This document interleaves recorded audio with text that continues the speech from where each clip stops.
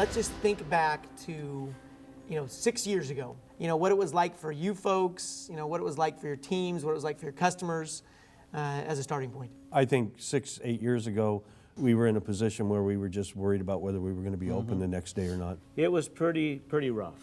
And it was to the point that many of us said we were on the 30 days of folding up shop. We were really on the verge of closing everything down. What's interesting to that point, though, even during those years where we were trying to figure out how we could best get into the bankruptcy system, we were still investment speed. Yeah, I know. We were still trying to figure out, is there a way to make this work? Is there a way to make that happen? We've always struggled to get everybody on board. People would come to the meetings and they'd all shake their head, yes, this is what we're going to do. And then we'd get back into the restaurants and then that didn't happen. Right. The frustration for us in the market was the lack of focus and cohesion in the market to accomplish one common goal. I think foremost for us, because it impacted our group significantly, is we had to start taking care of the restaurants that we had. Unfortunately, one of the things that did go away was making sure that we hit speed of service, or making sure that the restaurants were as clean as they could have been, where you're probably a little more interested in making sure that the labor was where it needed to be so you could make your payroll. And as things started to change, and we started to actually utilize the matrices where we could see where our speed of service was at and really tracked it and made a deal of it. I think that's where we started to see some impact and get behind the programs, the different platforms that we got behind. That's when I see it really starting to turn, where it became an ingrained part of what we do now. The advancement in technology and systems in our restaurants has made our managers more managers. Yes. If you will, than they were before. And I think that's, these guys are running a complicated business, much more than it was 7, 8 years ago. Well, there's no question 7, 8 years ago, our AUV, when I came up here, this first 7, 8, it was 850. Yeah, that's right. We're over 1.4 million now. So the manager and the capacity of what they can handle, we had to give them training. We have to give them the support and the tools for them to achieve the objectives. It may be a surprise to people who aren't from Seattle, but it rains a little bit here. And I'd been getting all this feedback from my restaurant managers and guests telling us that, couldn't you guys create an environment where we can come and order in the drive-thru and not get just pelted by the rain? And I love this idea. And then we came up with a approved product, which was the canopies that we could install in our restaurants above the OCUs. And literally in a 1 month period, all of us had them in all of our, and it's been one of the great things we've done as a group. The guests really have seen these types of things and recognize that, wow, Burger King gets it. And it goes back to supporting what we do with each other. He took care of all the canopies for everybody, even if it wasn't his franchise group. One day I come in, boop, they're there. Yep. And he took care of all that. Instead of just, here's the number, we're all going to do this, call them. That has helped us more than anything, is to get that consistency throughout the whole market. It got us ahead of McDonald's. I mean, yes. I think you guys all know that, in the last, 3 years, we've outperformed McDonald's and made up, huge amounts of market share that we've taken from them. So I think that was a start of that. Now you see when they build restaurants, of course they have canopies. Yes, and they're following us now. Well, which is it's nice to be in the leadership position. I think in our marketplace, that was the beginning of a lot of remodels and successors that we all did. But when you're in a market where we are today, where all of our facilities have been remodeled and they all have the similar great curb appeal, that's a very impactful thing in our marketplace. How many remodels in the last 5 years? Full remodels, we've done 8. How many remodels in the last 5 years? 22. How many remodels in the last 5 years? 5. If you take away just the remodels and say how many times have you painted or how many restaurants have you painted your your buildings, that would be 24. Yeah. How many blue roofs have you put on? That'd be 24. Those kind of things that we've done as a group that have just had a tremendous impact. I was at a cocktail party and a friend of mine came up and he said, I don't know which restaurant belongs to which franchisee anymore.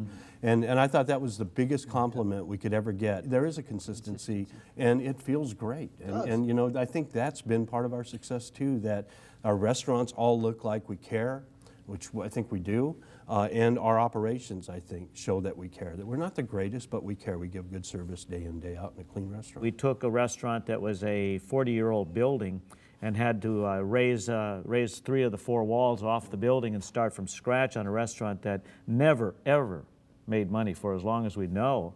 and is now doing $1.4 million, almost $1.5 million. Talk about that a little bit, Jeff. I mean, that was my favorite store. Favorite store. I mean, it was a disaster. So talk about sort of the process of making the decision to keep that restaurant open. That was a big risk for us because, again, we can't afford to remodel and put a bunch of money into a restaurant that's not going to, turn a profit. And this restaurant was never doing $1 million, and we took a huge risk, spent a lot of money, and it's paying off. So how do you feel about the Rockview Open? How's it doing? Talk about it a little bit. The restaurant it started off very successful. It's maintained sales goals higher than what we projected, which is exciting for us because I don't think in this market we can open a sub average unit volume restaurant. We've been sharing information with Dan and with Mark here in reference to what they're going to be doing with Rocks, and some of the things that we've done and learned from ours we pass on very openly. There's always those issues that we do within the whole group here. Nothing's sacred, and when we do things, we try to do things to learn together. You folks have, I think, changed the culture for the management team and even all our employees in Seattle. Dennis, any thoughts on B. Carraway? We see a great decrease with management turnover, the loyalty that we have, as well as the sharing of practices that each of us bring to the table with our district managers and our leadership team as a whole. We also see a decrease with team members. And we saw that decrease before the whole unemployment issues. So we can actually put some measurements behind the program itself and say, this is where it all started. Yes, we see decreases today because of unemployment, but the culture has changed, the way people treat each other, how they feel about each other, and that one team goal. It's had a great impact on developing some respect for the roles that each level of our organizations hold. The culture that we've been able to do here is, like you say, it's family. I think everybody here probably talks to each other at least once, 2, 3 times a week. Yes. And it's not only us, but with some of the other franchisees that are not in this group. That's right. We share our resources. If we've got somebody that is really tops in what they do, then we're going to share that with another person because, it's where we go one, we go all.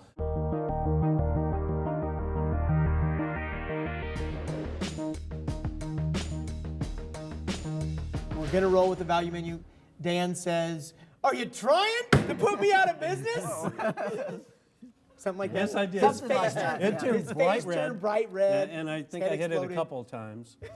Because what I saw was the picture of the value menu. That was the exact same picture you could have had a couple years ago on the one that almost took us under.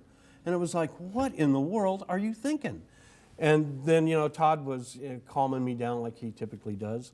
And I'm trying to buy in it, trying to understand it. And so when we ended up having to roll it, we rolled it, and we blasted it like we were supposed to. We investment spent behind it. We tried to make it as successful as we could, and it worked. And so one of the worst moments of my life, well, there was 2 with Todd, but one of them was going to that next DMA meeting where he's talking about the numbers, and it's like, yeah, okay, maybe, it's working, okay. Yeah, and I think that what was really interesting to me is if you look at our numbers, our numbers make a lot more sense now than what they did before when we were more focused on GP than anything else. Right. That's all we focused on. And when you let that go and you said, I really want to focus on getting more customers in my door. I really want to focus on seeing what kind of sales comps I can do. And that starts to increase and then flows through to your bottom line. Now, I don't even hardly look at GP anymore. I just remember keep the customers coming, keep the sales going. At the beginning, I was one of those lead guys that said, "What's the GP on that product? What's the GP?" Exactly. And I used to trumpet that loud and clear. We were at a value pricing philosophy that's been successful, and in that philosophically in our organization, we never wanted to be above our competition in price, and in particular, a Whopper value meal we would never think of pricing it above a Big Mac or a Quarter Pounder or a Jumbo Jack value. You just can't be there. To say the least, over this last 2-3 years, I think that has resonated with our consumer base, and we think the numbers show it, but based on our customer count and sales growth. So I could never envision the day that I'm priced above McDonald's. I would agree. And we've taken share from McDonald's. And at least around, I think all our restaurants, you see that their price gap is widening. They're at, $3 plus $3.49 Big Mac, Quarter Pounder with cheese. Right. And then you have $1 double cheeseburger, there's a huge gap there. And they're almost emulating what was going on in this market 7 or 8 years ago. So, and then you couple that with us taking share, you say, well, geez, I think that we're on the right path there. Well, I think we're putting the hurt on those guys. I think we are. I think we clearly are, and some of the things that we see them doing in our marketplace today kind of reinforce that to us, that our strategy of staying at a value price across our menu board and making it affordable for the guests to come back more frequently has definitely helped us immensely. Well, you mentioned earlier, we're leading. We're not following anymore. That's right. And that's a good place Nice to be. place to be. Nice place to be. There's several great examples of you guys working as a team. So why don't we talk first about, what we call this competitive blunting that we put together. Basically, the program we put together to help stop competition from opening more units or coming to the market. Yeah, it was the first restaurant. There was a Carl's Jr. coming into the 6th Avenue Tacoma area, which was just a few blocks away from our Bridgeport location. And so we all came together with the thought of let's use some investment dollars and let's start building an account and to where we can use these dollars to offset the Carl's Jr. And we did, some very simple things, whether it be advos or streamers or there was some team incentives tied in with it because it wasn't just about giving away food. It wasn't just about trying to drive traffic. It was also trying to hold on to our staff too and our reputation. And that went very, very well. And it went so well that we actually expanded. It's not just Carl's Jr. anymore. It's any competitor that opens a unit. I believe it's 1 mile from our existing BK. Within a mile. And that money is used for whatever the franchisee wants to use it for that particular restaurant to keep their sales, drive their traffic, and hold on to their market shares. And the dollar allocation is $10,000, so That's it's a correct. pretty good fund for us to definitely do some creative things and maintain our business. And I know I've used it twice, and in both instances I didn't go negative in either of my locations when I had a competitive opening, which is fantastic. That was the objective. When one restaurant goes down, it hurts us all. Yes. We got to help each other out whenever we need to do it.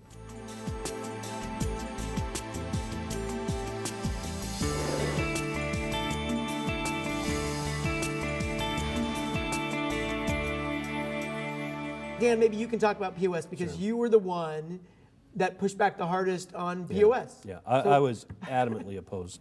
I was looking at it like the broilers I understood. I understood a lot what Burger King was trying to do. And I was willing to put that money in, but it was like, now registers, what are they going to want next? Blue roofs? So it was like, I'm not spending that kind of money because we were looking at close to $500,000 investment for all of our restaurants.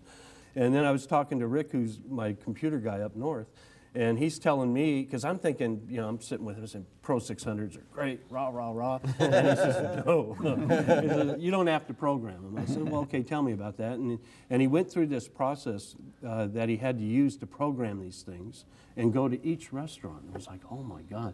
So I realized how terrible my decision was actually by keeping those in and trying to keep that nickel in our pocket instead of going out and getting the system that we have now in place that he can change 10 restaurants at the touch of a button. So it's one of the best things we've ever done. Well, we're armed with information from our POS to better manage our business. Every day. Right. And that information we've been able to share amongst ourselves and with Burger King in order that we can make some intelligent decisions and see what clearly is working and what's not working.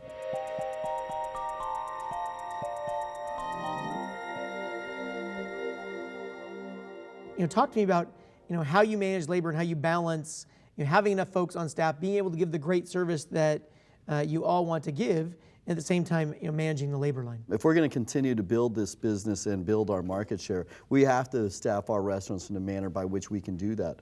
And those day parts of dinner and lunch in particular for us, we have to have the people on the schedule to drive those results. And when we lose sight of that fact and we squeeze it down, well, we're pretty much capping what we can do then. So we have to do it intelligently. We have to ensure that we get a return on that investment.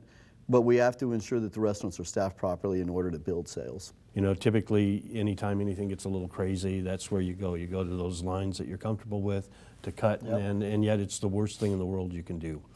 So one thing that folks may not know about the state of Washington is you guys have the highest minimum wage in the entire country. Minimum wage is $8.55, and yet you made this decision that, hey, we're going to be lower priced than McDonald's and most of the competitors. So talk to me about some of those things. We look at it and say, okay, what can we do better?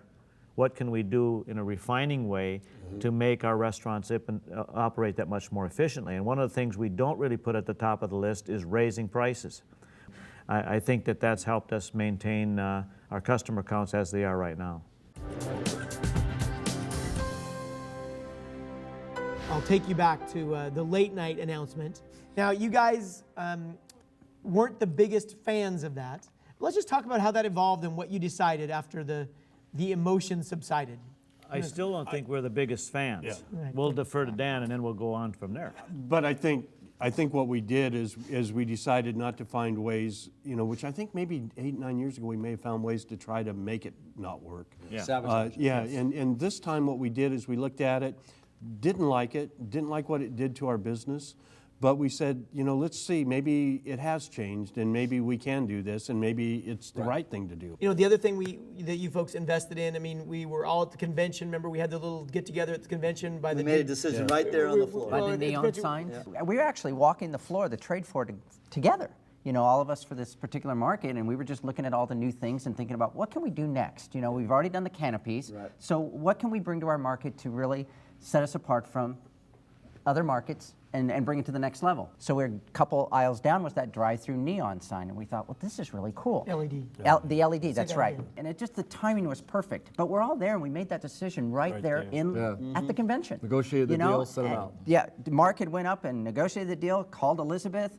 right? And she comes to the floor. We're all there saying, this is what we want to do. Let's move it forward. And 45 days later, these units are arriving in our All restaurants. in every store. Every restaurant has one. Yeah, every restaurant's got one. And it's nice. I mean, you can tell when our drive-thrus are open and when they're not. That baby screams. Yeah, It is. that It's is very a great bright. product. And you Great can see it product. from space.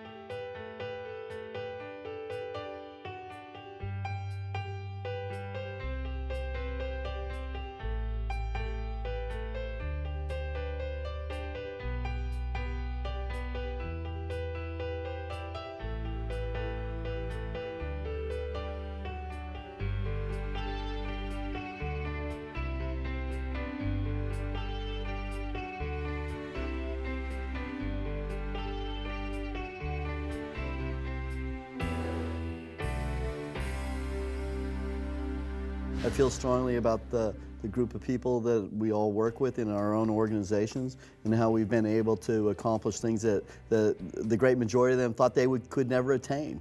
And for my partners, that same feeling that even as an ownership piece that I remember when we first got here, we said, if we could do 1.1 million, we might make something of this.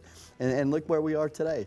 I think we build upon each other's strengths, and we do a great job with communication, and we have that open door policy toward each other, and we're always supporting each other on anything to do with our brand. 6 years ago, I didn't think this brand had a chance to be where we are today. And as you get the ball rolling and you start climbing year on year, you find out that it's limitless if we continue to do the things that we do and stay focused and be consistent.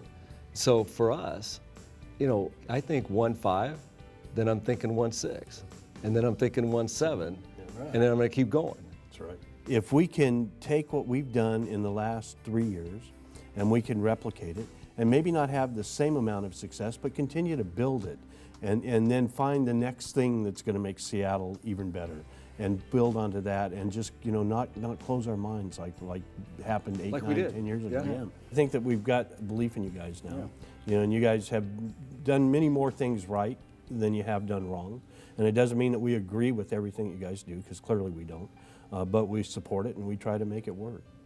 We have to continue to challenge both Burger King corporate and ourselves to evolve to the next piece, like Dan alluded to. It's up to us to drive this business to a degree. In the DMA process, it's important that we push the envelope a little bit, that we talk about vision of where we want to go and take some first steps in order to put that into action. Don't just wait for those answers to be brought to you. You got to go out there and look for them and share them and be willing to make some mistakes along the way. But through those mistakes, you're going to have some success as well. And I think this market's a testament to that. You know, I was doing some financing last year, and we had to, because of the banking issues, we had to sort of switch gears in the middle and work with a different lender. And I called on the lender, and I said, you know, I want to borrow some money for a successor, for Burger King. Oh, we love Burger King. Well, I'm in Seattle. Oh, we love Seattle. No problem. And it was no problem. Yeah, just as they were with us with the bad times and knew exactly what was going on, Right. they know what's happening in Seattle right now. Yeah. We never forget, we never give up. Never give up where you're at.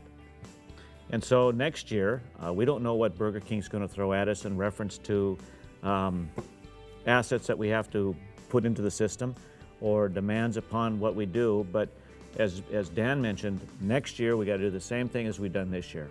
And so we kick ass, we go out there and do the same thing again. Absolutely.